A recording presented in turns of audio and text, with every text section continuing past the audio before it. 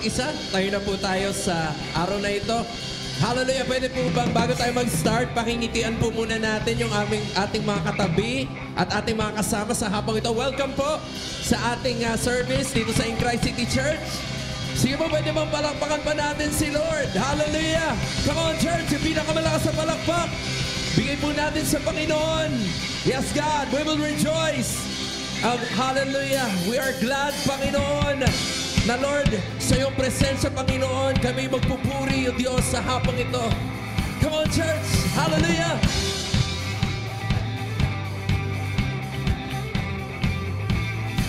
We say, whoa, whoa.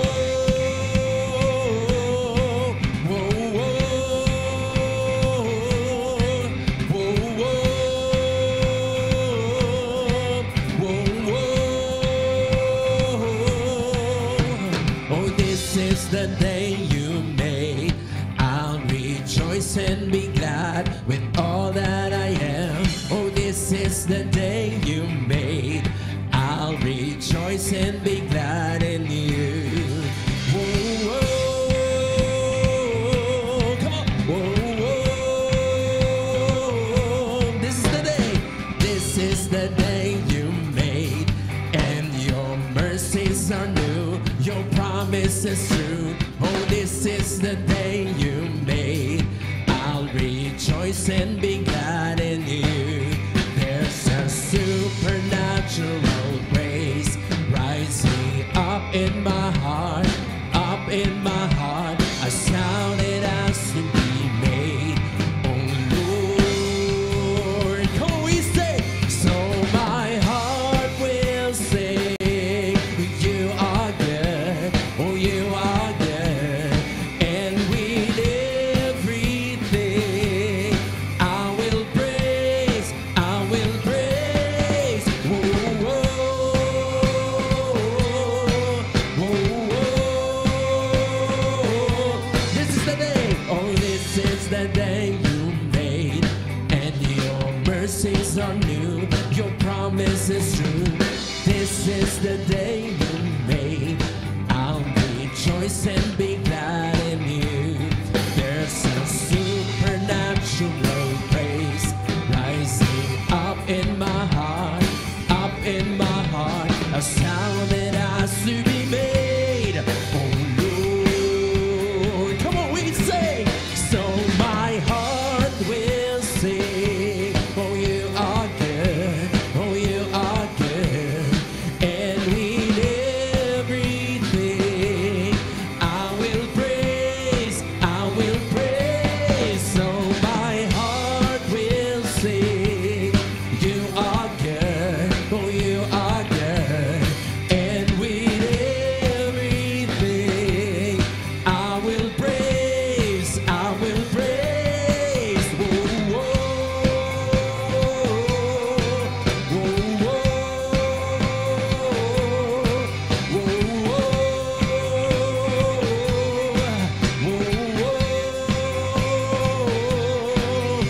Hallelujah!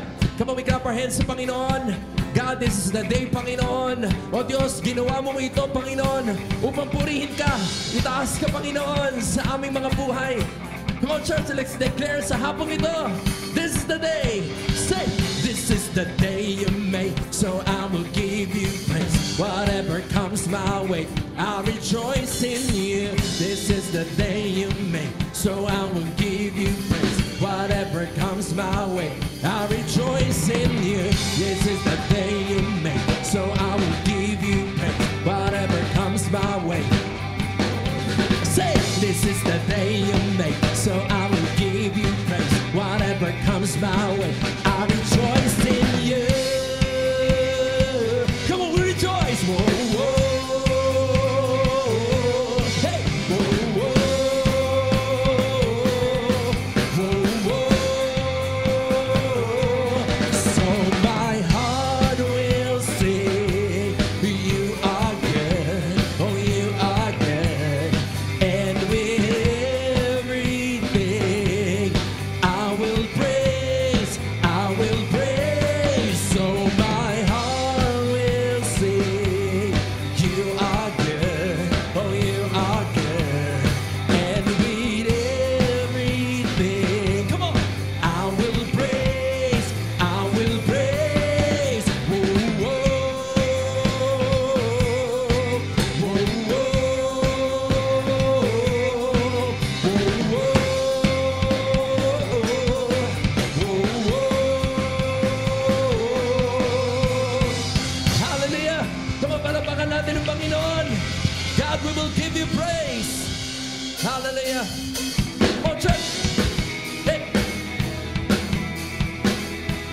Let's continue to praise the Lord sa araw na ito.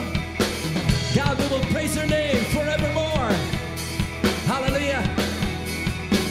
We say, oh Lord my God, to you I put my trust. Come on, we sing it to the Lord today. Oh Lord my God, in you I put my hope. Hallelujah. Oh Lord my God, in you I put my trust. God, we trust in you, Lord. Oh Lord my God, in you I put my hope. All together now, say, in you I find my peace. Yes, God. In you I find my strength. Oh, in you I live and move and breathe. Let everything I say do be found by my faith in you. I lift my holy hands and say, let the praises ring. Hallelujah. One more time, we sing to the Lord. Oh Lord my God, to you I give my hands. Yes, Lord. Use it, Panginoon. Oh Lord my God, to you I give my feet. Come on, church. Oh Lord my God, to you I give my everything, all I am. Oh Lord my God, to you I give my life. In you I find my peace. Yes, Lord. In you I find my strength. In you I live and move and breathe. Yes, oh God. Let everything I say and do be founded by my faith in you. I lift my holy hands and say, let the praises ring. Hallelujah. Hallelujah, Panginoon. Thank you, God. Come on, we clap our hands. We praise the Lord sa hapong ito. Hallelujah, Panginoon. Come on, church. Yes, God. Panginoon, pupurihin ka namin, O Diyos. Pasasalamatan ka namin, Panginoon. We will praise your name forever, God. You are good. You are good. Come on, we say, in you I find my peace. Yes, God. In you I find my strength. In you I live and move and breathe. Yes, oh God. Let everything I say and do be founded by my faith in you. I lift my holy hands and say, let the praises ring. Hallelujah, Lord. Let the praises ring.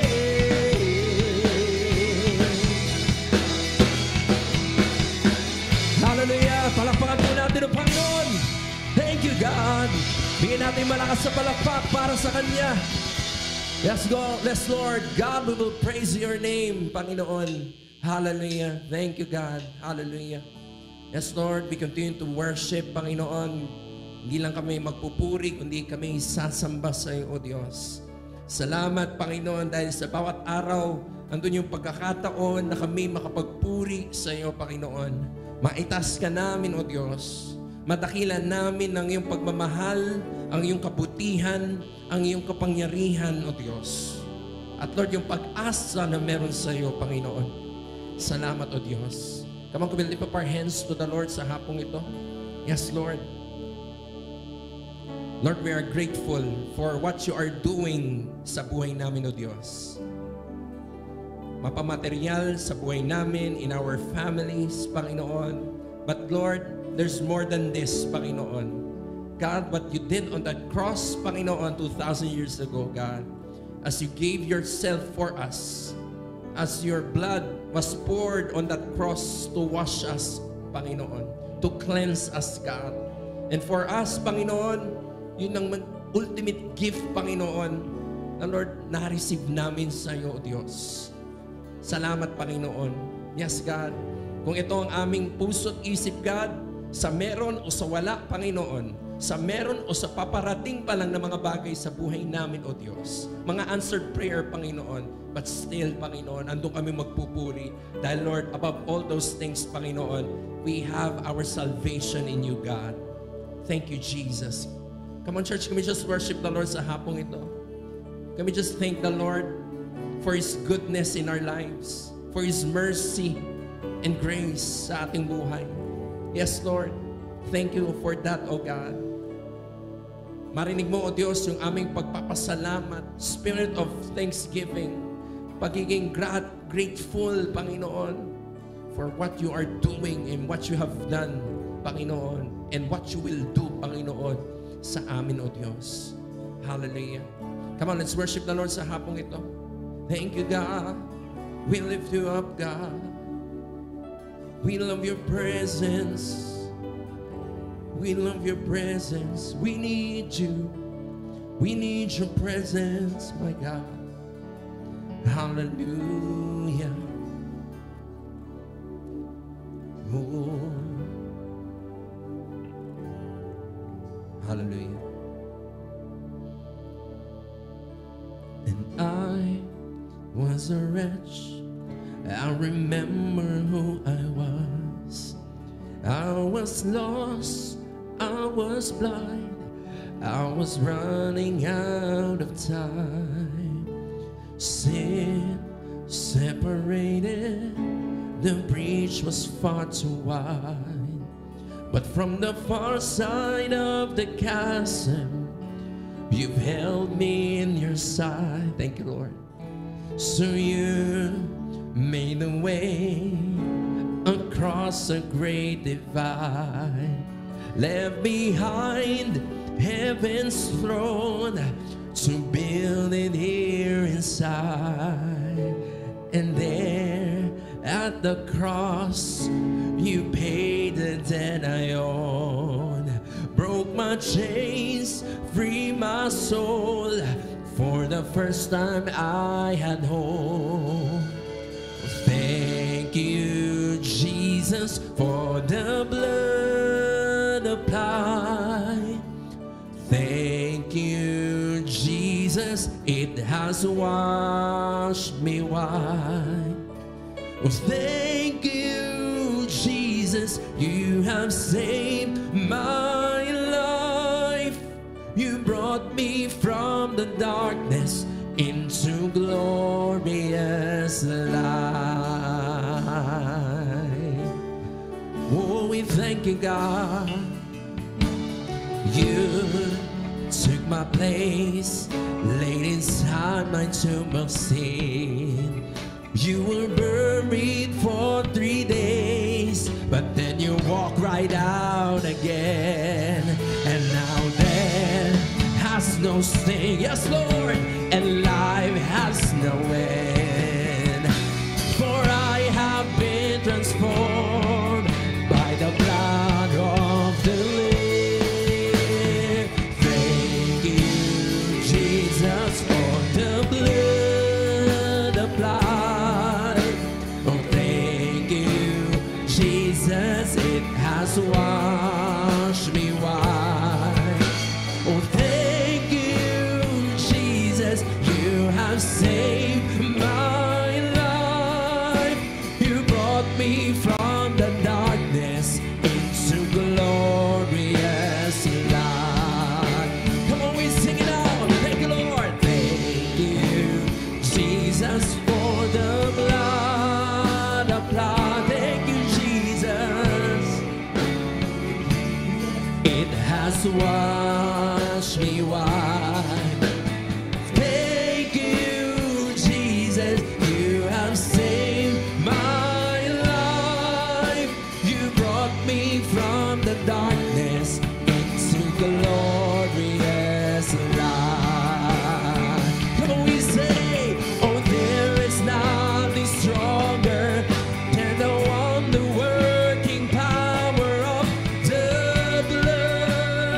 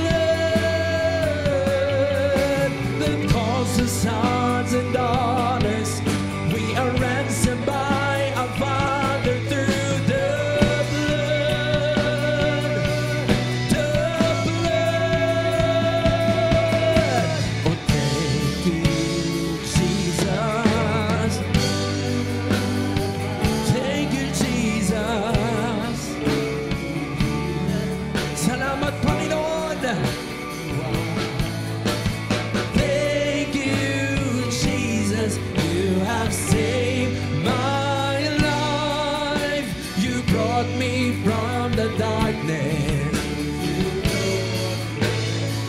One more time. Thank you, Lord. Thank you, Jesus. Thank you, Jesus.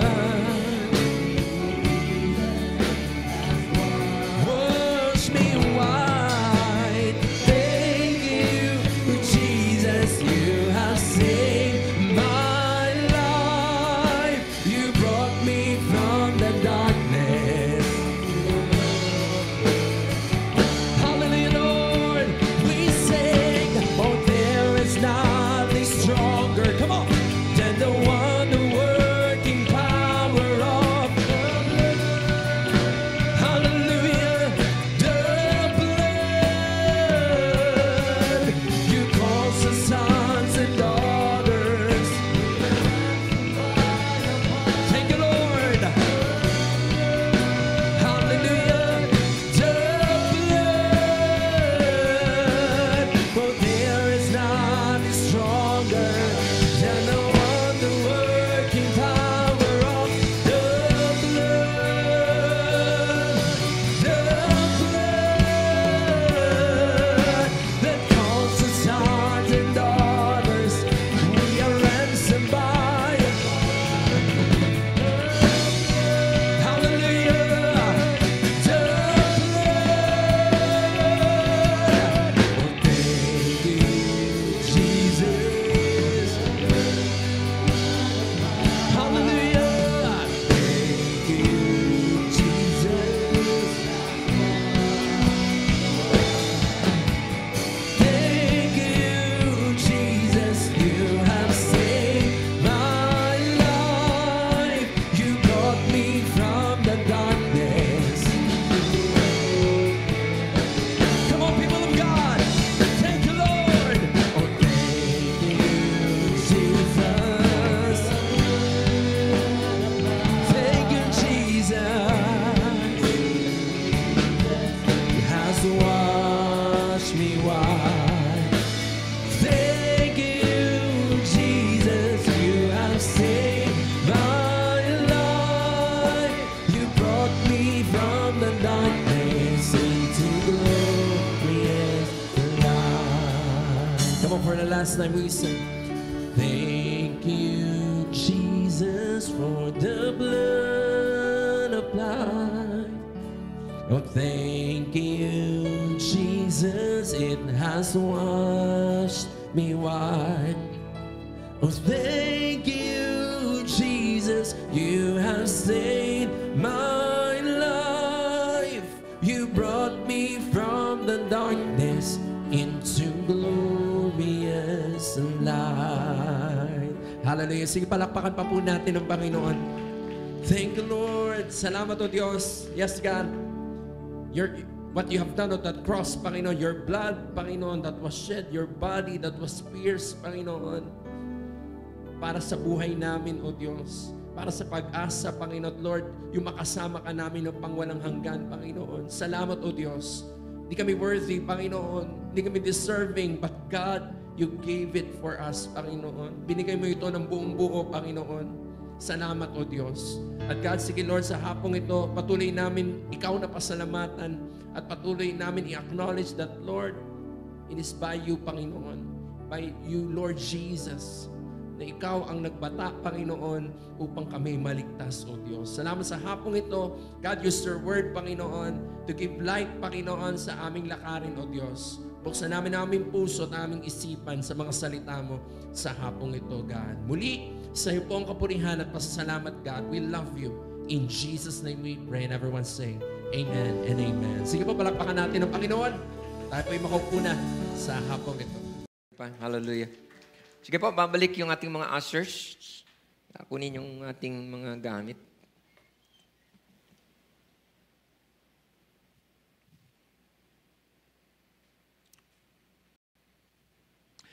Magandang hapon muli sa bawat isa. Welcome po sa ating pong 4 p.m. service. Maulan ba? Ito yung 4 p.m. natin ang medyo madaming tao. But I think parating pa yung iba, no? Or yung ating 2 p.m. medyo almost full pack na rin tayo, no? But hindi ko alam, pa sa 2 p.m. But sige po, sana, yun, makakapag-church pa. Meron pa naman. After this, we have another service pa, ang 6. Po. Sige, pwede ba isa pang malakas na palakpak sa Lord? Hallelujah. Hallelujah. Father, thank you. Sige po, let us talk about unfinished work ng Diyos sa buhay natin. Ito yung ating pag-uusapan sa umagang ito, no? At sa hapong ito, subukan ko pong i-preach o ituro at yung about yung mga more things pa ng Diyos sa buhay natin at may kinalaman sa ating service sa Kanya. Yung,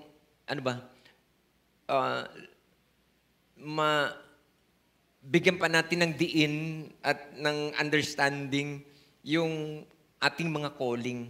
No? So, at yung promise ng Diyos that in the end, that He will finish His unfinished work or unfinished business sa mga buhay natin at ito yung ating pong pag-uusapan. In Jeremiah chapter 29, dito yung main verse ko but gusto ko lang itong isama sa ating pong pag-uusapan. So, I think wala naman yan dyan, but gusto ko lang basahin ang verse 11, familiar verse po ito. Sabi dito, for I know that the plans I have for you, declares the Lord, plans to prosper you and not to harm you, plans to give you hope and a future. So ito yung, parang lang to, sinama ko to kasi upang maintindihan natin, lalo pa itong ating pag-uusapan, because the title of my message, pakilagay na lang ako sa title ko, multimedia. Unfinished work. So unfinished work, at dito binasa ko yung Jeremiah kasi ganda lang yung plano ng Diyos sa simula pa lang. Sabi niya, I know the plans I have for you. Declares the Lord, plans to prosper you and not to harm you. Plans to give you hope and a future.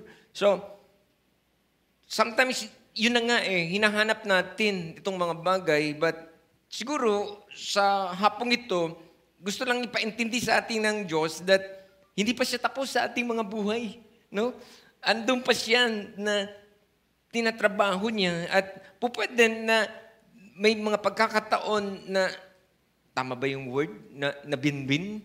Because hindi ito dahil sa may kinalaman ng Diyos, but dahil sa atin na may kinalaman tayo at pupwedeng tayo ang bumitaw, tayo ang parang hindi naman umayaw, kundi nandun tayo na parang hindi na tayo interesado sa mga plano ng Diyos sa ating mga buhay. But in our title ay andun siya na pwede kong sabihin na ang Diyos nag-speak sa atin na sinasabi niyang, hindi ko yan nakalimutan at andun yung desire ng Diyos that gusto niyang tapusin yung at buuin yung mga unfinished work or unfinished business niya sa ating mga buhay. So, sige po, pwede ba palapakan natin si Lord? Hallelujah. So, kanina, sabi ko, maybe ito yung isa sa kung bakit pwedeng nabinbin or pwedeng na itabi na. But, hindi ang Diyos ang parang, pwede? Ang nagplano or maybe tayo ang hindi natin binigyan ng importansya, no? Because in many times ay hindi tayo komportable doon sa mga bagay ng direction ng Diyos that sometimes parang hindi tayo parang, pwede? Yung ayaw natin na parang may process at nag-aantay pa tayo. Medyo nandun tayo sa ating kaisipan na parang mabagal ang balik, no? So, mas binibigyan natin ng halaga yung gusto natin, yung nauna. Kanya, sabi ko kanina, even yung generation natin as a whole na, no, sa panahon natin, na ito yung generation na ano ba pwede, kung bibigyan mo ng distinction yung ating generation ngayon kaysa nung unang mga generation, for the most part, in this generation, we are of self-consume. Malimit natin itong nadidinig, pero andito kasi talaga yung malimit na problema. That in the end, it is about me and the we, yung kung hindi ikaw, yun tayo, at hindi sila kasama, attitude, yung parang andun tayo lagi na parang, kasama ba ako dyan? Kasama ba tayo dyan? But kung hindi, ito yung trouble. Kasi a spirit of self-centeredness that in the end has evolved into selfishness. Sometimes yun na nga, hindi naman masama ang bigyan mo ng importansya yung sarili kasi tama din naman kasi we are responsible sa ating mga sarili. Kailangan mo din lagyan ng mga bagay na at that in the end ay kailangan mo siyang protektahan. But kapag nandun na lang tayo at hindi natin na-control ito, yung pagiging, yung nandun ka, yung ikaw, lagi mo siyang nandun ka sa sarili mo, at hindi mo napapansin, nag-i-evolve na ito, napupunta sa selfishness. So, hindi mo alam yung mga decision mo ay hindi na siya nagiging maayos sa harapan ng Diyos. At that, in the end, nagkukonsume siya ng, natutrouble yung heart ng tao. Nagagalaw yung kanyang love, At parang, katulad sabi ko nga kanina, na parang yung sakit ng cancer, na in the end, ito ay sumisira ng human cells and tissue, Tignan natin ito. At it has divided us and separated us from what we were created to be. Tulad ng binasa natin kanina sa Jeremiah, na gusto ng Diyos na marating natin yung pinakamainam ng kalagayan. But because of that, hindi na pangyari. Doon sa pinakaplano ng Diyos, siya na plano, nag-isip at dadalhin tayo doon, but that in the end ay ito ang nagiging dahilan. So, di ko alam, but pupuntahan ko pa yan at bakit ko ba nasabi to? Kasi sa malimit na pagkakataon, wag na tayo lumayo sa church, sa kingdom ni Lord, sa kanyang ministeryo, sa loob ng simbahan, yung pagiging self-center, that sometimes, yun na nga, hindi naman, okay lang yun pero yung mag-evolve na sa pagiging selfish, yun. Bakit? Kasi hindi natin napapansin o hindi mo naramdaman, pwede, o hindi mo aminin, tulad ng ko ng battery, ay parang cancer siya na unting di mo namalayan na kinakain na yung puso mo, yung loob ng puso mo, yung damdamin, yung desire, so that in the end ay yun na nga, sa malimit na pagkakataon, sa simbahan, andun yung mga promotion ng gawain, Sa ngayon, madami tayong activity sa church Kailan lang ito, na i-announce dito, yung mga activities ng mga ministry nasa labas. Nagiging blessing tayo for the city. Sa mga bata, na naka-cater natin at na-preach natin ang gospel to them at Jesus. At the same time ay nagiging parte din tayo, nakakatulong tayo, nagiging bahagi tayo sa kanilang, at least, man lang, yung sa maliit na mga pagkakataon na bibigyan natin sila ng mga school supplies at iba pang mga bagay. But, nag-i-invite ang madami sa na tayo ay mag-involve, but we invite you, Ano lang, parang example lang naman. But that sometimes, sad lang kasi parang hindi siya parang ganun kadali. Last Friday, nandito po tayo at tayo ay nag-overnight for the first time in this place. Nag-start tayo ng 8 to 5. Sobrang prayer. So, kasama kayo sa pinapanalangin. At kulang yung experience yung alas 8. Minsan isipin mo, paano mag-pray ng alas 8 hanggang alas 5 ng umaga? Pero hindi, alam nyo, kulang eh.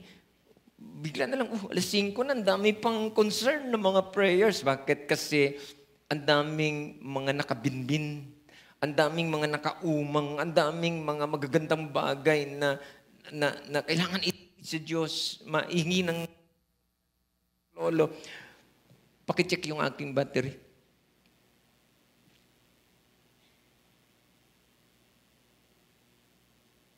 Sa ministry at dito, from time to time, tayo po ay, andun yun si Lord, nag-i-invite na join us, samahan niyo.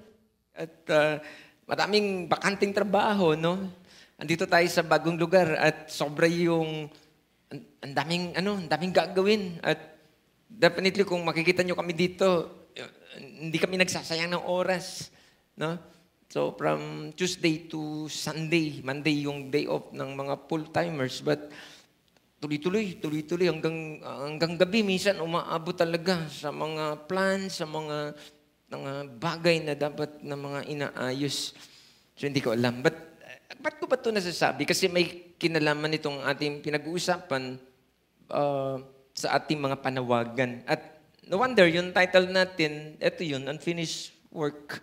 Na si Lord, na meron siyang sinimulan sa buhay natin, na ito yung sinasabi ng Diyos sa atin, anak, andyan ako, na wala na akong iniisip o kung paano tapusin yung mga bagay na yan na ipangako at na ilagay sa inyong mga buhay. No? Friends, sometimes sa sermon ng ganito, medyo hindi ako, may mga sermon kasi na parang ang hirap i-preach, no?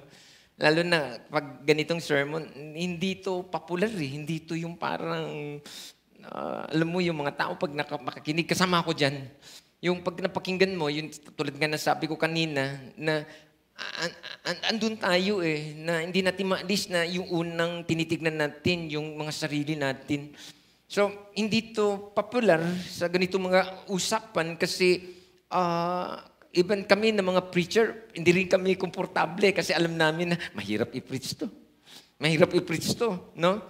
Kung hindi yung preaching na parang may points ka na nagsasabi, if it is not 5 ways to bless you, alam mo ba yun yung maganda pakinggan eh, yung bigyan mo kami ng mga points, pastor, mga puntos na paano ba kami makakakuha ng blessing. So, give us 3 points, 5 points. No? Yun yung gusto natin preaching, sermon. Or 3 ways how to get it. Yun yung mga pwedeng. Itong mga ganito na parang nakukunan tayo. Yung tayo ang nakukunan. So, parang kailangan mo talaga dito ng illustration, ng mga, ano pa pwede. Gamitan mo ng metaphor. At least, lagyan mo ng mga bagay-bagay pa upang magkaroon ito ng mas malalim ng understanding. Kung walang itong mga bagay na ito, yung tinatulad ng sinasabi ko, ako din naman ito yun din ito na nagiging honest lang tayo. If it is not 5 ways to bless us, ang ending ay hindi tayo interesado. No? Wala tayong parang, yung that and then, sabihin natin, walang oras eh. Kulang sa ganito, kulang sa ganyan. So, because this is not about us, no? So, tignan natin to.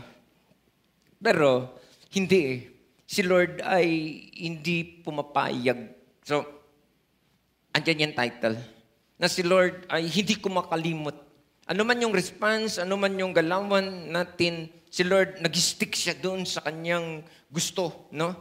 So, andun pa rin siya, yung lagi niyang tinitingnan, teka muna, hindi pa tapos yung ating usapan, unfinished business.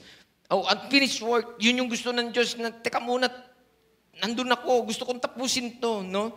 So, katulad ngayon, sabi ko nga kanina, papasok ng tag-ulan, no? So medyo, ang church, medyo kinakabahan dahil pagdating ng linggo, okay lang kung hindi umuulan ng madaling araw, no?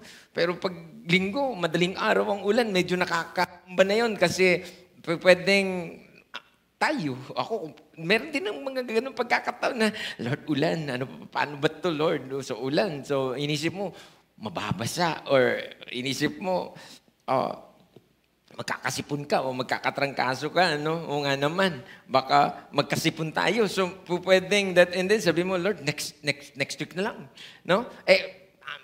Next week, ulan din Papasok ng tag-ulan Kanina, sabi ko nga, bakit ba ganito ang ugali natin? Teka muna natin, kasama ako. Ba't ba ganito ugali natin, no? Kapag nakikita tayo na parang hindi naman agad-agad tayong parang makakatanggap o tayo ang parang nakukunan, bakit ba dami nating pwedeng nagiging dahilan, no? Na para sabihin natin, next time na lang. So, honest naman ang Diyos sa atin. So, dito ako pupunta. Kasi honest naman talaga ang Diyos. Kung titignan mo yung title natin, ang Diyos nang naglagay, no? Sa title pa lang na siyang nagpapaalala. Teka muna, meron tayong usapan. Teka muna, meron akong pangako dyan na hindi pa tapos, no? Na doon pa lang sinasabi niya, tapusin natin. Tulad ng Jeremiah, binasa natin kanina, yung plano ko na sinasabi ko na yung plan ko ay nandun yung nandun yung ganda, no? Sa title na sinasabi, yung unfinished na trabaho para marating pinaka gusto kong makita ko sa buhay mo, no? Pero yun na nga honest siya sa atin, pero yun yung tayo na mga tao. So hindi naman sermon naman to na hindi naman to para tayo ay husgahan whatsoever. Si Lord ay nagpapaalala lang kasi gusto niyang itama ang dapat na itama, no? So ang Bible, nandun siya sa suporta ng Diyos na nagpapakilala lagi siya sa Diyos kung sino ang Diyos. At nire-remind niya tayo, tulad ng sinasabi dito sa, itong ganda nito, sabi, God is not man that He should lie. Ang Diyos ay, sabi, hindi siya tao na nagsisinungaling, no? Kung sinabi niya yan, hindi niya lang yan sinabi, kundi gagawin niya yan, no? Neither the Son of Man that He should repent. Wala siya doon sa dulo and then sabi niya, sorry hindi ko ginawa Wala siyang ganun. Wala siyang ganun. Hindi para sa kanya yung mga bagay na yon na sa dulo ay nagsusorry siya sa hindi tumutupad sa kanyang mga naipangako. Because He is God, no? Sabi ko nga kanina, itong Diyos na nangako sa atin, hindi to yung Diyos na parang may naglagay, na parang that in the end, tuturo niya yung naglagay sa kanya at sasabihin niya na, kasi sila tinuro nila ako daw ang magiging Diyos. Hindi ganun That in the end, no council, walang grupo na nagsabing, sige, simula ngayon, ikaw na ang Diyos. Friends, itong Diyos na nakilala natin at Diyos na kausap natin at nangako sa atin that He is God by Himself. Naging Diyos siya sa sarili niyang pagiging Diyos, no? That in the end ay walang council na parang in the end ay teka muna namin ikaw ang Diyos, papalitan ka na namin. Wala pong ganun. Friends, ito yung Diyos na pwedeng sandalan, pwedeng pagtiwalaanan, at ano pa bang pwedeng word? Pwedeng sandalan, at pwedeng pangawakan. Why? Because He is solid. Teka muna, no? Ang tao ay hindi malamya, malambot, no? But itong Diyos na to na nagsasabi sa title pa lang, merong unfinished work na gusto kong tapusin sa buhay mo, ayusin, at that in the end, mabuo. Ito yung Diyos na hindi pa bago-bagong isip. Ito yung Diyos na He is stable, no? Hindi lang siya stable, kundi He is eternal. Yung kanyang usapan, hindi hanggang bukas lang at next other day, nagbaisip, no? Kapag binitawan niya ito ngayon, this is forever, eternal, is everlasting, no? Yung kanyang binibitawan ng mga usapan at salitaan ay pangwalang hanggan, no? So, tignan natin. So, kaya bumabalik siya doon, even sa title, na madaming mga unfinished business sa buhay natin na gusto niyang tapusin kasi pwedeng nabinbin, pwedeng nahinto, pero wala siyang planong iwanan. Kaya ito yung sermon, hindi ko alam kung sinong kausap ko ngayon, na ang daming mga bagay na unfinished business nangyari sa buhay natin na hindi nagtuloy-tuloy. But this time po, pwede kong sabihin na maybe ito yung gustong ipaalala sa atin ng Diyos na binabalik niya tayo at siya mismo ang nagsasabi na, hey, hello, meron akong pinangako sa iyo. At maybe nakalimutan mo na yan o binitawan mo na yan, pero gusto kong ipaalala sa iyo at gusto kong sabihin na gusto kong tapusin yan sa buhay mo. Sige, pwede mo bang palapakan si Lord yan? Kanina, sabi ko that sometimes may mga pagkakataon na parang kung bakit ay nawala na sa kaisipan natin kasi may mga pagkakataon na doon napupunta kasi yung kung bakit hindi mo namalayan na bumibitaw na tayo sa mga usapan, no? Bumibitaw na tayo dun sa agreement na meron tayo sa Diyos. Kasi ang Diyos naman ay nakikipagtipan siya eh. Kapag sinabi niyang gusto kong gawin yan sa buhay mo, but gusto niya ring marinig yung yes and amen natin. But maybe, may mga pagkakataon na nag-yes and amen tayo sa Lord eh. But because of, yun na nga, sabi ko, hindi natin napansin, naging self-centered tayo hanggang sa naging selfish tayo at parang hindi mo na malayan, unti-unting parang naging cancer. Buhay natin, na so that in the end ay nasira yung bagay ng mga plano ng Diyos sa ating mga buhay. But bumalik ang Diyos, no? Hindi siya kumakalimot at gusto niyang i-restore muli yan. Ganda lang. Sige, palapakan mo sa Lord. So, kanina, sabi ko, sometimes yun yung inisip natin, yung sipon, yung lagnat, o yung hinat, whatsoever. But, di mo na malayan ay naging kaugalian na. At tama naman na wala naman problema. Ang Bible nagsasabi that sometimes yung law is, ano ba sabi doon ni Apostle Paul? Naisip ko na yung kanina eh. Hindi ko lang natignan uli kung saan ba nakalikdaan ko. Na may mga lawful but pwede, tama naman, pero hindi siya beneficial. Hindi siya nagbe-benefit. Tama naman, isipin mo, ulan eh, medyo baka, oo, tama yan. Pero sometimes, hindi siya beneficial. Depende kung saan mo ginamit yan. Ano ang katapat niyan, no? Parang ganun. But, si Lord kasi, control niya ang buhay natin, no? Bakit? Siya may alam kung kailan tayo mabubuhay sa mundong ito. Siya ang nakakaalam kung, mamamatay ka na ba ngayon? Kasi kung, ando na siya sa decision that, anak, kukunin na kita. Bukas, mamatay ka na. Wala na pwedeng pumigil niyan. No? Wala na pwedeng pumigil niyan. Kahit itago mo pa yan yung sarili mo sa loob ng kwarto mo at huwag kang lumabas. Madaming namamatay na nasa loob ng bahay. No?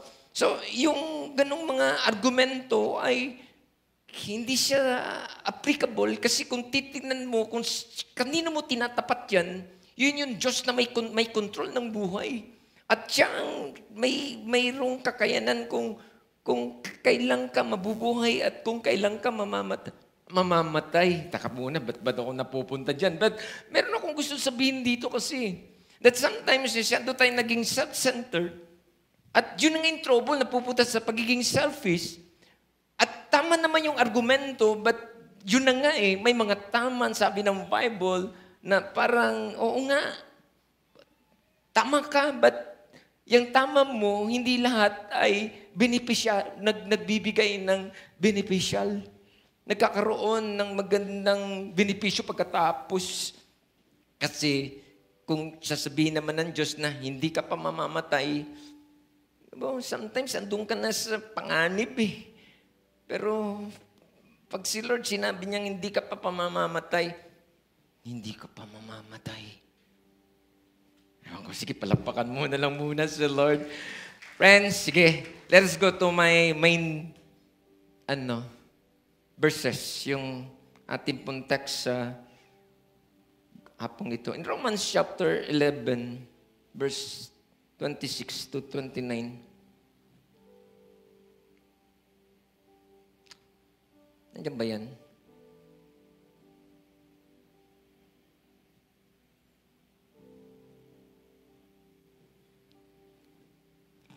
Romans, nandiyan ba? Pakilagay ako.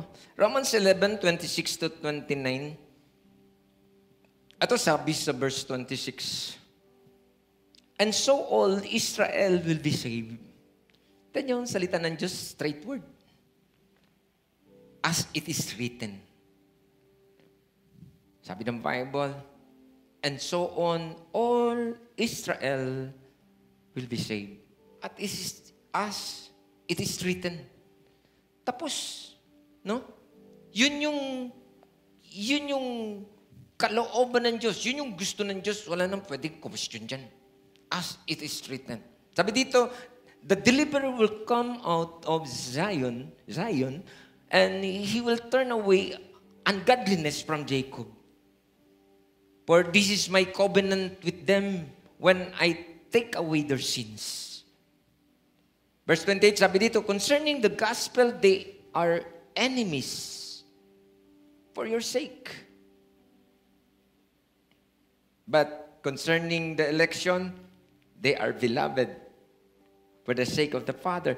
Ito, kailangan to ng interpretation at 28. Kapag hindi ka masyado familiar sa kwento, no, ng Bible, medyo mahirap to intindihin.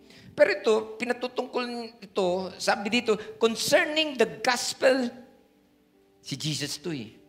Hindi siya tinanggap ng mga Jewish people at the time eh. Concerning the gospel, they are enemies for your sake. Kasi that in the end, alam niyo ang Bible sabi, nang dahil sa katigasan ng ulo ng mga Jewish people, nabaling ang puso ng Diyos sa mga Gentiles. Hindi tayo parti sa plan ng Diyos that time.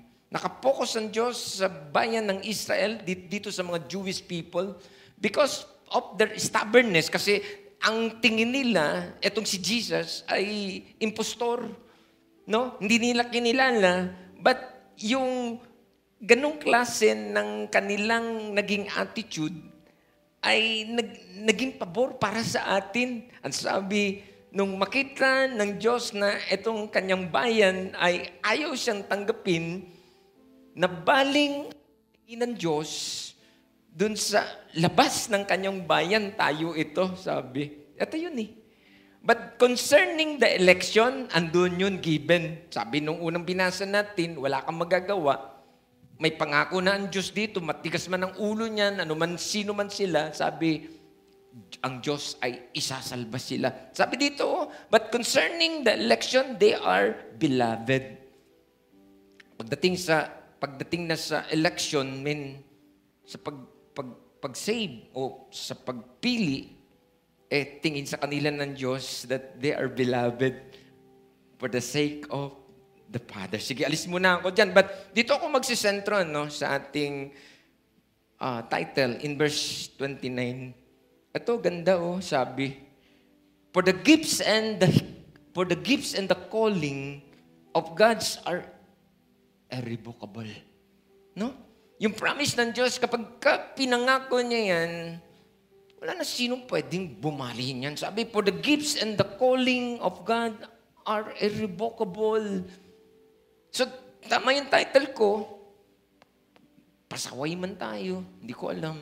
paano ka naging pasaway sa harapan ng Diyos, paano ako naging pasaway sa Diyos. Pero sabi dito, for the gifts and the calling of God are irrevocable. Walang kinalaman yan dun sa destiny mo, walang kinalaman yan dun sa hindi magagalaw yung anuman yung pinangako niya sa'yo, hindi magagalaw yung mga bagay na nakalaan para sa iyo. Kasi bakit? Pwede mong sabihin, parang ano ba to? Ano bang klaseng Diyos to? Na parang wala ba tong pasubali? No. Wala kang magagawa. Sabi dito, for the gifts and the calling of God are irrevocable. No wonder yung title natin, sabi, teka muna, binabalikan tayo ng Diyos at sinasabi niya sa atin, anak, ano man ang nangyari sa'yo? I don't care. Kasi, eto meron tayong usapan at may pinangako ko sa iyo. At yung pangako ko ay walang sinong pwedeng mag-cancel niyan. Irrevocable yan. Sige, mo bang palapakan si Lord? At yung title nagsasabi na, oo, hindi pa yan tapos, pero andito ako at gusto kong sabihin sa iyo na tatapusin ko yan. Ganda, no? That sometimes sa buhay natin, andun tayong hindi tapos at doon tayo sukat ng sukat. Dadating sabihin natin, ano ba itong buhay na to? Kristyano na ako, pero ba't ba ganito? Ba't ba ganyan? No. Huwag mong sukatin ngayon yan. Hindi pa yan ang panahon para sukatin. Kasi kapag sinukat mo yan, hindi pa nga yan tapos eh. Kasi kung hindi yan tapos, talagang hindi mo ma-appreciate yan. Wala kang nakikitang buo dyan eh. Pero dito, maintindihan mo na, sige lang, tuloy ka lang. Kasi, ano man ang nangyari, ano man ang sitwasyon ng Diyos, ay nandyan siya. At even in our title today, na magpapaalala sa atin ng Diyos ay hindi nagbabago yung kanyang pangako dyan. At siya mismo ang nagpresenta dyan at pinaalala niya sa atin that meron siyang unfinished business sa buhay pa natin. At gusto niyang tapusin ito. At doon na lang natin yung sukatin. Kasi sometimes sa buhay ng Kristiyano, sumusukat tayo nang hindi pa tapos eh. Kaya hindi mo na-appreciate ang Diyos. Sabi mo, ano ba to? Buhay Kristiyano, parang puro na lang ganito, puro ganyan. Oo, kasi hindi pa tapos. Sinusukat mo na. No? But ang sinasabi ng Bible, sige lang. Tuloy-tuloy lang tayo. Trust Him. That in the end, andun lang yung word that God, let your will be done. Hindi ko alaman, no? Sige, palapakan mo muna si Lord dyan, no? Ganda nito ang ating pinag-uusapan. At ito yung message nitong passage na ating pong binasa. Lalo itong verse 29. For the gifts and the calling of God are irrevocable. Di ko alam, dati ka bang nagsiserve sa Lord? Di ko alam, meron ka na bang sinimulan dati na gusto mong mangyari sa buhay mo pero parang naudlot? Sa mga sitwasyon, sa mga bagay, hindi ko alam anong mga nangyari sa'yo. But bandang nakalimutan mo na o parang tingin mo nakalimutan na rin ng Diyos. But this sermon today, nagpapaalala mo liyan Diyos sa'yo at binabalikan ka at sinasabi niya sa'yo, meron pa akong unfinished business sa'yo na hindi pa tapos at gusto ko tapusin. Sige, palapakan mo sa Lord. Ganda, no? No? Anong ibig ko pang sabihin dito? It means if God calls us, calls you, He will not change His mind. Nanatili yan. Kung nung una naka-experience ka at alam mo na meron kang panawagan at may magandang plano ng Diyos sa buhay mo, nanatili yun. Hindi yun nagbago. Ganda, no? Sige, palapakan mo pa si Lord dyan. Kanina ginamit ko yung The Message Bible. Same verse, no? Itong verse 29 sa The Message Bible, mas madiin yung ginamit niyang parang covenant. Ano sabi niya? God's gift and God's code are under full warranty. Balikan niyo Bible niyo. Tignan niyo sa The Message Bible na yung gifts at yung calling, yung natin kanina sa Jeremiah, that sabi niya, I know the plans for you. Plans to prosper you. Plans to give you hope and a future. Andun yun, di yun nagbago. No? At ito, ilagyan niya ito garantisado dito sa text ng ating binasa, verse 29, sabi ng Message Bible, God's and God's call are under full warranty. Never canceled, never rescinded. Ganda, no? Sige, palapakan mo si Lord. Kasi sometimes parang, alam ba yun? Dumating ka sa punto na parang, wala na. Nawala na, parang bula ang lahat ng, parang nanaginip ka lang minsan. Pero eto, nagpapaalala ang Diyos na hindi totoo yun. Dahil ang Diyos ay hindi siya nagbabago. Hindi siya nagbabago. The calling that we have from our God, it is sovereign. Or sovereign. It is unchangeable. Friends, no? It is unrevocable. Andun yun, hindi yun magbabago. Walang sitwasyon. Mamaya, marami pa akong gusto sabihin na pwedeng maging dahilan upang mabago yung mga plano ng Diyos. Hindi magbabago yan. Kahit na gumulong-gulong pa tayo, no? Sometimes, andun tayo ng mga maling mga desisyon. No? Mga maling mga naging priority. Pero hindi yan ang magiging dahilan. Sabi ng Bible, full warranty. Hindi yan pwedeng gamitin ng kaaway. Sabihin, wala ka ng pabor. Gumulong-gulong ka na eh. Kung ano-ano nang pinaggagawa mo. Pero hindi, mag-stick ka doon sa, teka muna, garantisado, ang sabi ng Bible, ng salita ng Diyos ko, na ano man yung plano niya sa akin, hindi yan makaka-cancel. Ganda, no? Kapag naintindihan mo yun, hindi ka malilin lang. Na sabi mo, sige na, okay na ako. Goodbye, Diyos. Pero nandun pa din, no, binabalikan tayo ng Diyos na, anak, hindi ako nakakalimot sa usapan. Ganda, no? No? But, tulad ng sabi ko, wag din ninyo akong maliin na, ang Diyos ba ay yung word na, ang Diyos ba ay kumukonsinti? Hindi. Hindi kumukonsinti ang Diyos sa mga kamalian. Dinidisiplinan niya yung mga anak niya na nagkakasala. No? Pero hindi siya kumukonsinti dahil dinidisiplinan niya. But kapag dinidisiplinan niya, hindi niya tinanggalan ng pabor. Dinidisiplinan niya upang ituwid. No? Yun parang tatay na kapag ang anak ay nagkamali, dinidisiplina ang anak pero hindi niya dinidisown na hindi na kita anak simula ngayon. No. That yung purpose, yung motive ay itinutuwid upang maiayos pagkatapos. Ito sabi ng Bible in Hebrews chapter 12 verse 6, because the Lord disciplines the one He loves. And He chastens everyone He accepts as His son. No? Sige, pwede bang palagpakan natin sa Lord? Friends, walang makakapagpigil sa ipinangako ng Diyos sa atin. But for your information, kasi sometimes ang kaaway ay nalilin lang tayo. No? Kinakarga niya tayo ng guilt. No? Nilalagyan niya tayo ng guilt so that in the end ay bitawan na natin yung mga bagay-bagay na mga hawak-hawak natin galing sa Diyos. Dahil sinasabi niyang, you are not qualified anymore. No. Teka muna. Hindi yan sabi ng Bible ko. Hindi yan sabi ng salita ng Diyos ko. Sabi ng salita ng Diyos ko, ano man yung ipinangako ko sa iyo, that is guaranteed. Hindi yan makaka-cancel. No?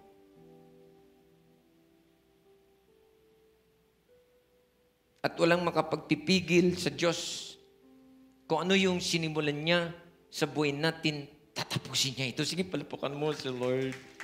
Na maraming mga character sa Bible that nag-end up ng maayos pero hindi naman perfect. Tulad ni David. Pakita natin, very powerful siyang naging hari ng Israel pero meron siyang shortcoming. May mga pagkakataon na bumagsak siya. No? Di ba? Yung kwento niya kay kanino to? Bathsheba. Na kinuha niya, itong si Bathsheba, may asawa to, pero ginawa niyang isa sa kanyang asawa. hindi bumitaw ang Diyos dun sa plano niya kay David. No? At marami pa, no? Even sa, ano lang to, at least. Kasi tingin ko dito tayo nalilin lang ng enemy. That sometimes sabihin siya, huwag ka na mag-church. Kalimutan mo na yung nadinig mo sa Diyos, wala ka ng pabor sa Kanya. Halika, dito ka na lang, no? Marami ngayon na hindi na nakabalik because of this wrong information. Ulitin ko, hindi kumukonsinti ang Diyos sa paggawa ng mali, dinidisiplinan niya yung mga anak niyang na nagkamali. Not para isubsub o whatsoever, o bitawan, o kunan ng mga promises. Hindi. Para maituwid lang yung pagkakamali. Tulad ni Pedro, 3 beses niyang tinatwa ang Panginoon. No? Kung titignan mo, wala na. Goodbye, Peter. Pero hindi. Andun si Peter after nang nagawa niya mga bagay na ito, hindi pumutol ang Diyos sa kanya. In fact, si Peter ay nagtuloy-tuloy at naging effective sa pagiging disciple at apostle ng Panginoon. Sige, palpakan mo si Lord. Friends, this sermon ay nagpapakilala o nagpapaintindi sa atin that this God, our God, is immutable. Diyan ba yan? The word immutable means He never changes. So, dito tayo tumingin, no? That sometimes, namamali tayo kasi yung sukatan natin, yung strength natin. Kung ano ginawa mo, ito ginawa mo, pag gumawa ka na mabuti, ang Diyos ay mabuti sa iyo. No. In fact, ang Bible, sinasabi sa atin na maging mabuti tayo, maging dun sa hindi mabuti. Di ba? Sa Kanya galing yun. Maging mabait tayo sa hindi mabait sa atin. Sa Kanya galing yun. That sometimes, nandun tayo sa ganun, that tingin natin sa Diyos na mabuti yung Diyos pag mabuti ako, pero pag hindi na ako mabuti, hindi siya mabuti sa akin. No, that is not true. Because siya nagpakilala na siya, He never changed. He is immutable. He never changes. No? Hindi siya nag-i-evolve. Hindi siya nagbabago. Hindi siya nag-fade. No. Hindi nagbabago kulay niya. Kung anong kulay niya, siya na yun. Hindi siya nagka-crack. Solid siya, no? Hindi rin yung panahon ay parang time is not His problem. That sometimes sa buhay natin na parang tagal ko na binbin na ako, wala na. No. Mamaya, meron ako mga example. Si Moses, teka muna, bago ko puntahan si Moses, ano? Ang daming character sa Bible that haba ng panahon na nakalipas. Si Moses, for 40 years, na hindi niya narinig ang Diyos, no? Dumating siya sa punto na akala niya gagamitin siya ng Diyos nung nandun siya sa Egypt dahil inunahan niya na ang Diyos eh. Nung makita niya yung isang kababayan niya na sinasaktan ng isang Egyptian, napatay niya. Dahil akala niya, yun na yung start ng pagiging gamit niya para sa bayan ng Israel. But nagkamali siya eh. At dumating siya sa pagkapunto na nag-run away siya kasi pinatutugis siya. Pakulong siya ng Pharaoh. Kaya binigyan siya ng pagkakataon na, sige na, lumayo ka na lang. But nandirahan siya sa Midian, sa lugar ng Midian, for 40 years na naging normal na siya doon.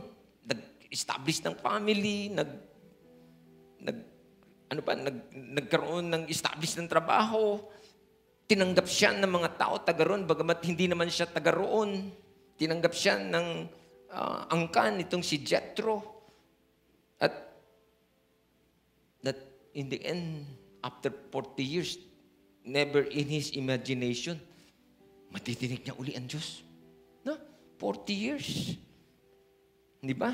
Alam natin yung Bible na nakadinig ng tinig ng Diyos. Sabi sa kanya, Moses, di ba? Naalala ko, sabi ng Diyos sa kanya, yung covenant ko kay Abraham. I am the God of Abraham and Isaac and Jacob. I have my covenant with them. Na sinabi ko sa kanila na itong lahi ninyo ay magiging slave for 400 years. But after 400 years, ay aalisin ko sila sa kanilang pagkaalipin. And this is the right timing. Ito na yun. No? Kita mo ang Diyos for 400 years. Naalala niya yung pangako niya kay Abraham. Na sabi niya kay Abraham, huwag ka mag-alala. Dahil pagkatapos ng 400 taon ay palalayain ko sila. Oh, grabe ang Diyos. Hindi nakakalimot. Kaya sabi niya kay Moses, go to Pharaoh. Bumalik ka sa Egypt. At sabihin mo kay Pharaoh, let my people go. Ganito, no? That tayo sometimes, kala natin, wala na. Binbin na, taba na ng panahon. Walang nangyayari. No? Pero, balik tayo dun sa title.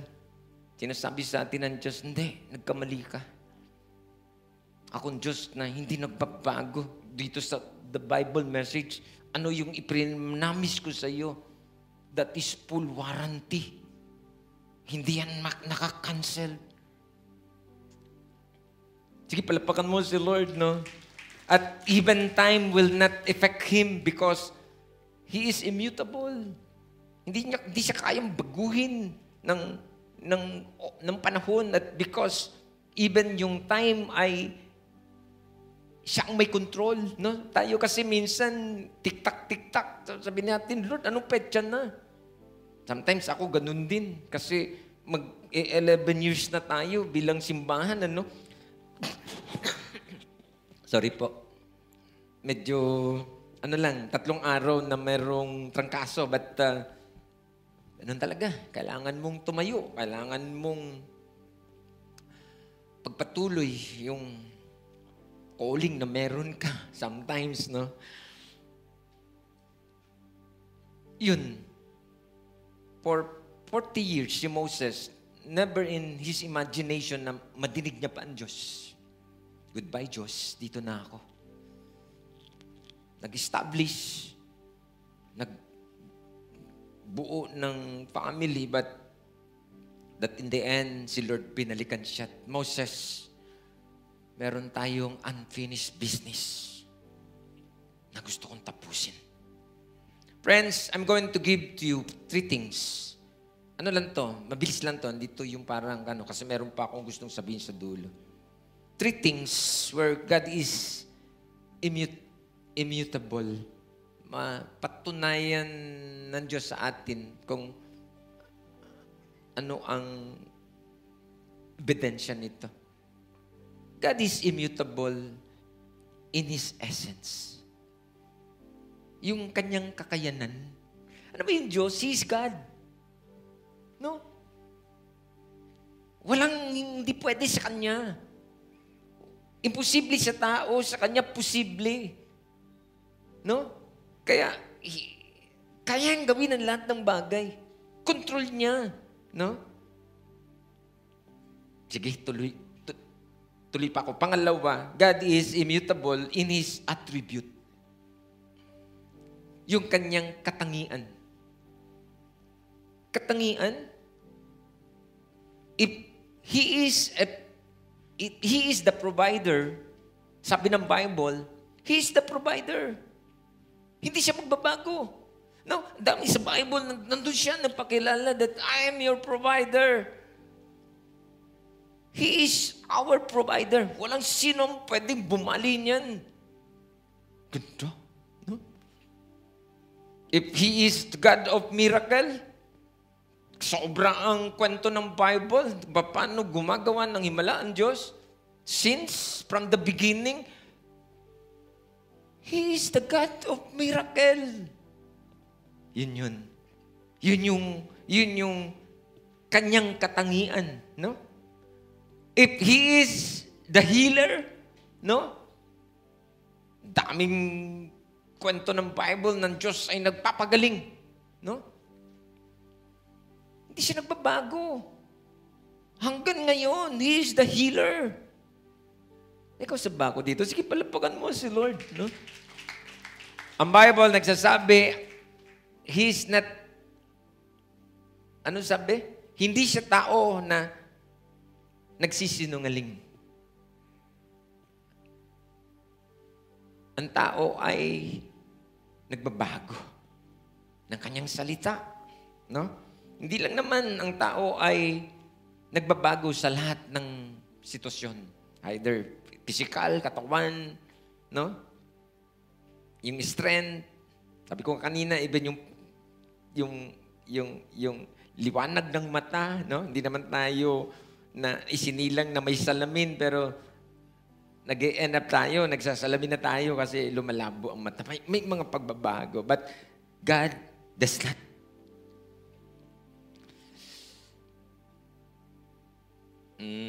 Lord, help us. Number 3, God is immutable in His counsel. Ito, medyo maganda to. That sometimes, yung counsel ng Diyos, ayaw natin. No? Kapag nagkonsulta tayo sa Diyos at sinasabi ng Diyos na, sige, ito gawin mo. Bandang huli, sabihin natin, tama ka ba, Diyos? Parang hindi naman, no? But, kahit yung counsel niya ay iba-iba yung kanyang direction, kasi yung buhay natin, sometimes hindi nakapermis. Iba yung mga direction na dinadaanan natin, iba-iba yung mga sitwasyon na dinadaanan natin. Bagamat iba't iba yung mga counsel niya sa buhay natin, hindi naman lang tinig. Sometimes yung counsel ng Diyos ay dinadaan niya sa direction ng mga buhay natin, yung mga dinadaanan natin, no? Nag-example ako kanina that sometimes si Lord naglalagay ng detour, yung dati, yung normal mong daanan, kabisado mo na, yung routine ng buhay. But pag gising mo sa umaga, nakita mo doon, do not enter. Sabi, tapos naka-arrow ng detour. Tapos sabi sa'yo, turn right and turn left. So sabi mo, ano to? Bagong daan to ah. Pero, makikita mo, kapag meron kang mga nakikitang mga detour na parang nililid ka sa ibang daanan, but ando yung assurance na sinasabi sa'yo, hindi, sumunod ka lang kasi ang dulo niyan, dun din yan sa pupuntahan mo. At yung buhay natin, sometimes, ganito yun, nagagalaw yung mga direction, nagagalaw yung mga kalawan, no? Yung normal, but still, ang Diyos hindi nakalimot doon sa kanyang pangako. So that sinasabi niya, daanan mo lang yan. Kasi, doon din yan pupunta sa pinakapangako ko. Hindi ko alam, palakpakan mo si Lord dyan, no? No? No? Friends, yun na nga yung pag nire-route tayo, medyo hindi ganun kadali.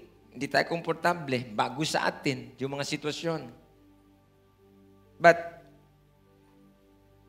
the destination remain the same. So at least yung wisdom, Lord, ano man itong dinadaanan ko ngayon, hindi to Diyos magiging dahilan para mawalan ako ng pag-asa kasi alam ko, ano lang to sometimes shortcut pa nga to Pumapayag ang Diyos, mag-iba ka ng daan dahil may mga pagkakataon gusto ng Diyos na i-fast track ka. Na? Ito nga yung naisip ko, yung pagpunta natin dito sa Bano, galing tayo ng Star Mall.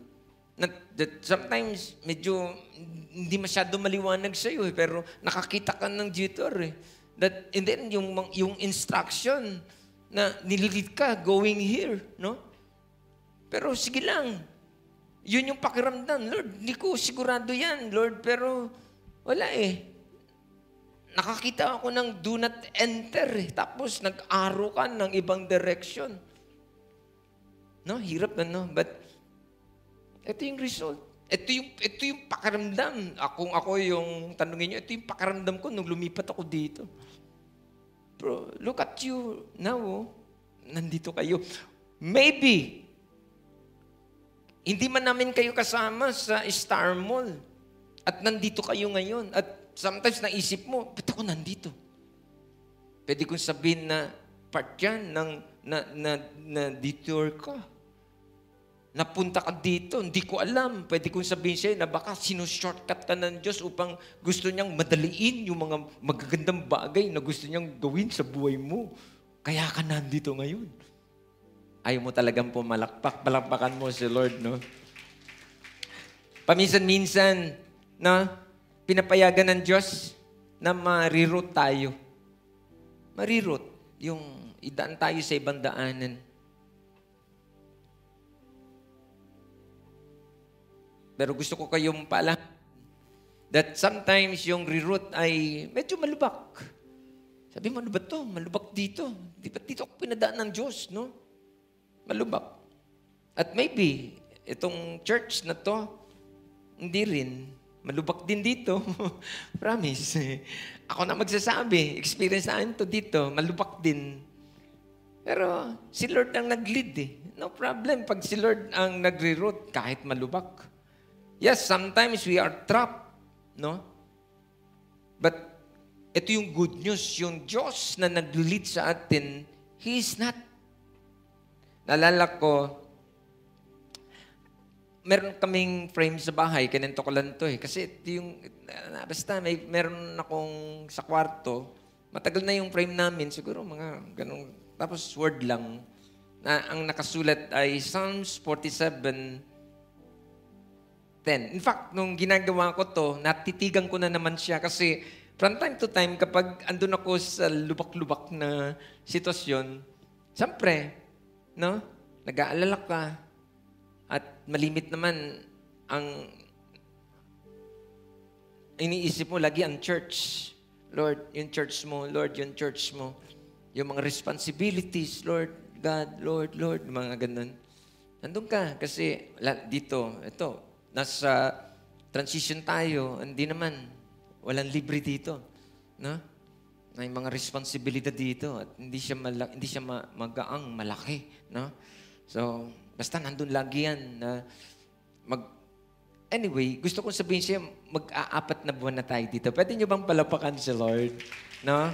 But hindi siya magaang, talagang dumadaan ka sa lubak-lubak kasi nasa transition. Pero yung good news ay hindi pa naman tayo gumagawa ng promissory note dito. Sige, palapakan mo si Lord, no?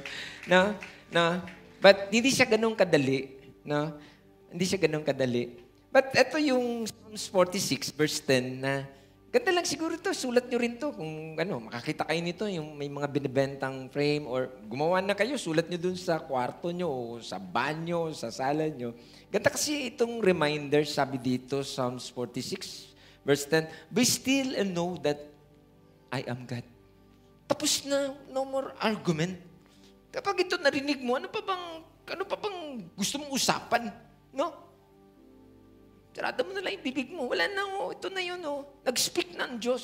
Be still and know that I am God. Ganda. Ito yung, hindi ko alam, sabi ko nga, Lord, paraan mo lang talaga to, Lord, even sa akin, na from time to time, ito lang yung sagot mo sa akin lagi, Lord, at bigla na lang ako tumatahimik that, okay, Lord, wala na akong sasabihin. Friends, we have a God who does not change and is still in control. Sige, palapakan mo sa Lord. Hallelujah. So, that sometimes pinapayagan ng Diyos na i-reroute ka upang maituloy yung plano ng Diyos sa mga buhay natin. At may bonus dyan, no? Maybe si Lord ay gusto pa niyang i-fast track yung mga bagay-bagay na gusto niyang gawin sa ating mga buhay. So, pwedeng andyan ka sa sitwasyon mo ngayon. Nasa lubak-lubak ka, na-reroute ka. At yung dinadaanan mo, hindi ka pa familiar. Sabi mo, Lord, di ako sanay dito. No? That sometimes sabi mo, Lord, di ako sanay, walang pera. No? Yung mga ganun, no? Lord, di ako sanay basta, yung mga hindi ka sanay. Yung mga sitwasyon na bago sa'yo, no? Andun ka sa ganung kalagayan. Yung circumstansya mo, nandun ka sa ganun. But meron akong gustong sabihin bago ako magtapos, brothers and sisters, that your circumstances does not change His purpose. Hindi yan ang magiging parang lisensya o dahilan para sabihin mo, wala na. Andito na ako sa sitwasyon. Wala na. Nasira ng lahat. Hindi po. Ulitin ko. Nandiyan ka sa sitwasyon, ano man yan, dinadaanan mo ngayon, anong kwento meron ka? Friends, your circumstances does not change His purpose. At yung purpose ng Diyos, kung bakit ka nandyan, ba't ka buhay, ba't ka niya ginawa, ano sabi niya? I have my plan for you. Plan to prosper you. Not to harm you, but ano sabi niya? To give you hope. Ano?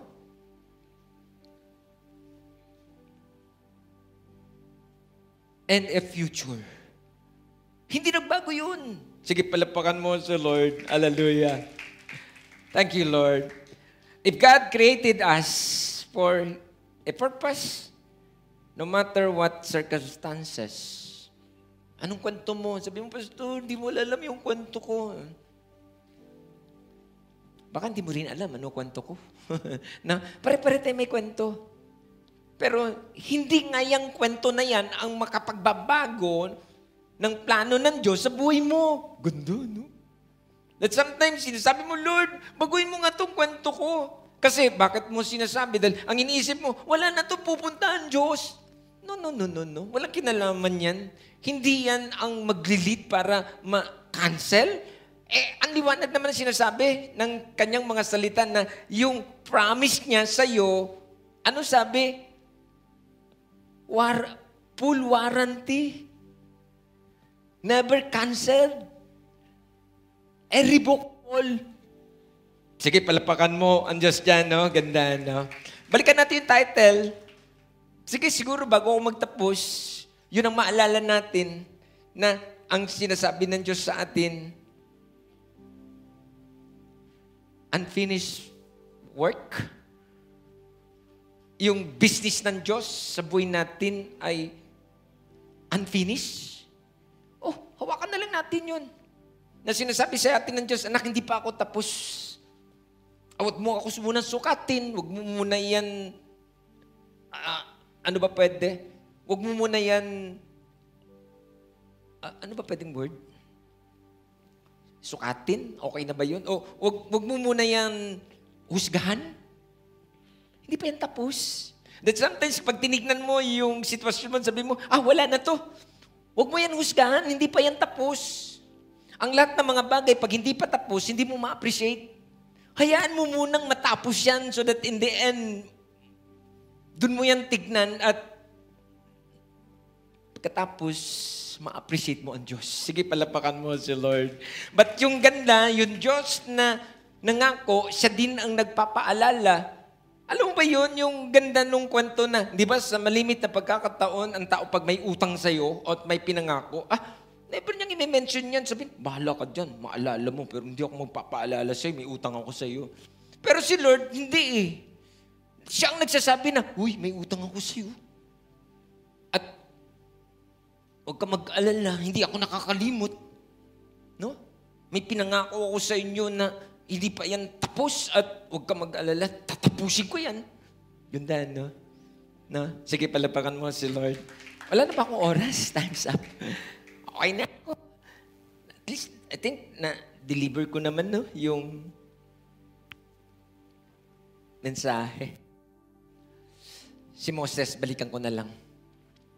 Si Moses, for 40 years, na nandun siya sa Midian, pwedeng para sa kanya ay successful na siya. Alam mo ba yung pwedeng, hindi naman, pero pwede kong isipin at kung pwede niyang isipin na, okay na ako, kalimutan ko na yung natinig ko minsan ang Diyos, gagamitin niya ako. Pero, okay naman na ako dito. Hindi ba may mga ganon? Meron ba ganyan dito? Yung dating, alam mo, na meron kang covenant sa Lord, ang Diyos may covenant sa'yo, pero medyo nabinbin sa anumang dahilan, napunta ka sa ibang lugar, napunta ka sa ibang atmosphere, hindi ko alam, na parang nakalimutan na yung usapan na sabi sa'yo ng Lord, anak, gagamitin kita, ha? Yes, Lord. Sige, Lord, gamitin mo ako. Pero dumating sa punto na parang, eto si Moses, for 40 years, no? Established na siya. Ayos niya na yung buhay niya. Anyways, okay naman na ako. Maybe ikaw ito ngayon, pero gusto kong sabihin sa iyo na yung title na ito ay para sa iyo to. Na sabi niya sa'yo, anak, meron pa tayong unfinished business. Pwedeng sabihin mong, matagal na yan, pero ay, hindi nakakalimot. Na sinasabi niya sa atin na, pwede bang tapusin natin? At pwede mong tignan, sabi mo, okay na ako dito. No? Okay na ako dito. Good na to, no? Friends, may mga bagay na parang good, no? Pero kapag yan ay walang kinalaman yung purpose na Diyos, pwede mong sabihin na successful ka na kung walang kinalaman yung purpose, yung calling, no? Na ang sabi ay irrevocable, full warranty, never cancelled. Na yung success na yan ay parang tingin mo okay na, but success is irrelevant to purpose. No? It is possible to be successfully wrong. Hindi ko alam sinong kausap ko dito. Na parang, okay na ako, Lord. Maganda na itong pinupuntahan ng buhay. No? Good na to, Lord. Pero gusto kitang paalahanan na kung yung success mo ay ano ba pwede yung lihis sa purpose ng Diyos?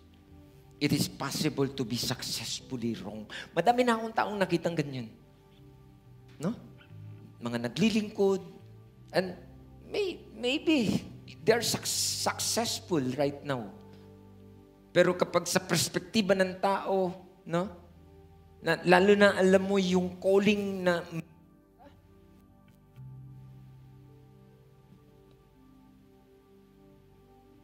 hindi ka nagiging masaya. Because you understand o naintindihan mo that may mga pagkakataon yung tagumpay na kapag walang kinalaman yung purpose ng Diyos sa buhay niya, possible to be successfully wrong. Ito, maybe warning sa atin. At si Lord ay pumupunta siya. Wala na akong oras. Binabalik niya doon sa hindi na push na trabaho. Unfinished work. Unfinished business ng Diyos. No? God. Hallelujah. Halika na, Pastor Micah. Maybe, sige, halika na, Pastor Micah. Wala na akong oras. Friends, if your success cannot bring God's purpose, paalala to, it is successfully wrong. Na kahit na sa mata ng mundo, grabe ka. Sobrang taas na ng lipad mo. No? Yaman mo na, no? Dami mo nang na-imbak whatsoever, no? But if your success cannot bring God's purpose, ulitin ko po, it is successfully wrong. Sige, pwede mo bang palapakan si Lord? At babalik lang ako dun sa title na ang Diyos ay nagpapaalala. Maybe sa'yo o sa akin na sinasabi niya, hello, meron tayong unfinished business, unfinished work, na gusto kong balikan at tapusin sa buhay mo. Can we stand up? Hallelujah, Father. Hindi ko alam sinong kausap ko dito. But sa isang banda ay may sinasabi ang Diyos. Maybe, baka, kung nandiyan ka, at yung nadidifocus ka sa mga bagay patungkol sa Diyos, at baka nga, na nagiging self-centered ka na. Wala namang problema. No? But ingat lang tulad ng sabi ko kanina kasi baka mapunta yan sa pagiging self-consume. Pagiging selfishness. No? So ito yung babala. Na dapat naka-align lagi at may kinalaman yung purpose ng Diyos doon sa mga ginagawa natin. Wala namang problema. Kung naka-align yung purpose ng Diyos doon sa mga ginagawa natin, wala na naging problema kung nagiging successful tayo sa mga bagay. Even in this world, no? Gusto ng Diyos yun. Pero kung yan ay naka-disalign, naka-disconnect, at yung purpose ng Diyos ay nawala, teka muna. Babalikan tayo ng Diyos dahil hindi papayag ang Diyos. Dahil tulad ng narinig natin kanina, yung covenant niya sa atin ay irrevocable. Full warranty, never canceled. Irrevocable. Kaya from time to time, babalikan niya tayo, paalahanan niya tayo na, anak, hindi ako nakakalimot sa promise ko sa iyo. Oh God, hallelujah, Father. Lord, pwede ba taas natin yung ating mga kamay? Lord, thank you for your word today. Kayo, mga nakikinig sa amin online, hindi ko alam, no? Sige. Ako naniniwala na habang pinakikinggan mo kami ay ikaw din kinakausap ng Diyos dito. That maybe andyan ka na sa success in life, but eto sinasabi ng Diyos na, teka muna, hindi naka-align yan sa purpose ko sa buhay mo. Hindi ko alam. At gusto kong sabihin sa iyo na pakinggan mo ang Diyos. Kasi ang Diyos ay hindi nakakalimot sa kanyang promise, sa kanyang covenant, sa kanyang usapan, sa kanyang plano, no? At hindi siya papayag na mawala ang mga bagay na yan kasi ang Diyos ay tumutupad sa kanyang ipinangako. Oh God, hallelujah. Father, thank you. Kayo na mga nandito, hindi ko alam, may sinasabi ba ang Diyos sa iyo? Yung mga ginagawa mo ngayon, yung pinupuntahan mo, may kinalaman ba yan dun sa purpose ng Diyos sa buhay mo? Or na-disconnect ka na dyan? No? Kasi naintindihan natin na kahit magtagumpay ka dyan, mag-end up yan that is yung success mo ay magiging successfully wrong. At ang Diyos hindi papayag at hindi ka dalhin muli dun sa kanyang plan. Oh God, thank you. Father, Lord, bless mo ito yung mga anak, Lord, at God, hayaan mo yung salita mo, hindi lamang matapos dito sa pag-uwi namin, sa aming mga bahay, Lord, at sa buong isang linggo na ito, mapagbulay-bulayan namin yung aming nadinig at hayaan mo, Lord, na yung mga direction, Panginoon, Lord, kung meron dapat na maituwid at may tama, o kailangan editor, Lord, kailangan, Lord, ilagay mo na do not enter, na huwag na namin pasukin yung mga routine namin, mga bagay na dinadaanan namin, patungo doon sa success para lang sa mundong ito. But God, sige Lord, let your will be done. Father, thank you. Lord, bless your people, oh God, bless this service, itong 4 p.m. service, Father. Lord, sige, Lord, hayaan mo, even itong simbahan na ito, Panginoon, God, Lord, hayaan mo, Lord, direct us. Control us, God. Lord, thank you sa promise mo, Panginoon, that yung pangako mo, Panginoon, that this church, Lord, magiging blessing kami sa city, magiging blessing kami sa community, magiging blessing kami sa country, Panginoon. Lord, let your will be done. God, Father, thank you, Diyos. Hallelujah. Lord, ngayon palang binabalik na namin sa iyo ang lahat ng kapurihan. Pwede mo bang palapakan si Lord sa gabing ito? Marami po salamat, Ama. Thank you for your word, God. Lord, salamat sa mga anak mo na nandirito. Lord, even yung mga nakikinig sa amin online, God, Lord, pagpalain mo, Panginoon, Diyos, ang mga anak mo na ito. And God, lead us, Lord, to our destiny. Lord, lead us, Lord, dun sa purpose mo. God, sige, Panginoon, magiging blessing kami, hindi lamang, Lord, sa buhay namin, but magiging blessing kami, Lord, for your kingdom, Lord, God. Hallelujah. Use us, Lord. Bring us, Lord, dun sa aming mga panawagan. Dun sa calling na meron kami, Panginoon. Lead us, God. Lord, kung kami man ay na disalign or hindi ko alam, but redirect us, God. Lord, hayaan mo, Panginoon, Lord, that lead our step, Lord. Dalhin mo kami, Lord, dun sa panawagan, Lord, na meron kami sa iyo. Father, thank you. Lord, magiging blessing kami, God, even to this church. Lord, sa In Christ City Church, Panginoon. Salamat po, Ama, Father. We'll bring back to you all the glory. Diyos, in Jesus' name we pray. And everybody say, Amen. Hallelujah. Sige po, palagpakan natin ang Panginoon. Sige po.